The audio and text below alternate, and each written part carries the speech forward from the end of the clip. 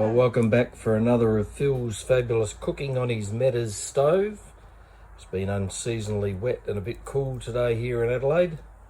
And so I've fired up the Meadows, all set, ready to make tonight some chicken schnitzels, Parmigiana with some country fries, or chunky fries basically.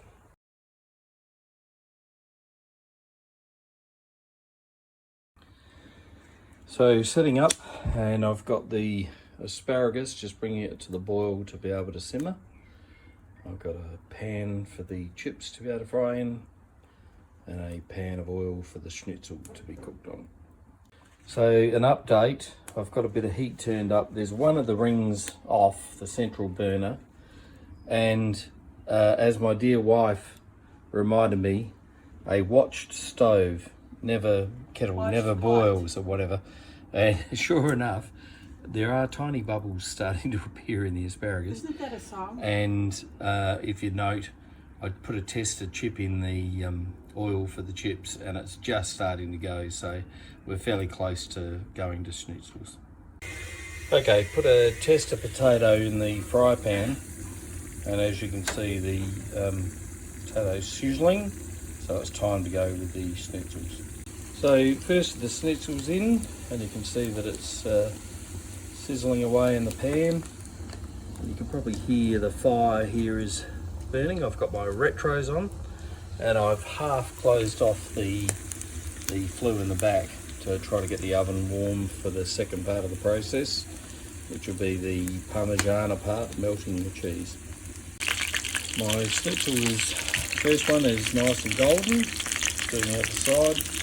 Potatoes haven't come back up to the oil, but they will. And then I have the unprepared schnitzels, and of course Mexican style Kirkland's from Costco, Len. And this is tomato jam that I made probably a couple of years ago, but it's still perfect, which is kind of like a tomato paste, but it's much richer and darker. It's beautiful flavour. Phil's video on making schnitzels on the wood stove continues. We have the jam and we have the schnitzels. So placing a generous portion of the jam onto the schnitzels, smearing it all over, getting a good cover. That's the first job. Patty will just show the chips cooking and the asparagus as well. Well, I'll put the rest of the jam on these schnitzels. And then next step is to take the Kirkland's Mexico blend, why that's schnitzel I have no idea. But we're going to... It's because it's the cheese we had. Yep.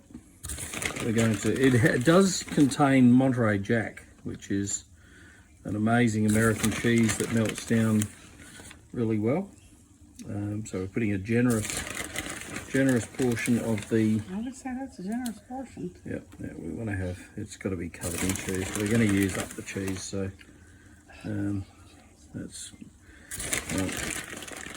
unfortunately, this we need to... It's near its use by date, so we need to use up. So that's that, and we're going to put it in the oven down here.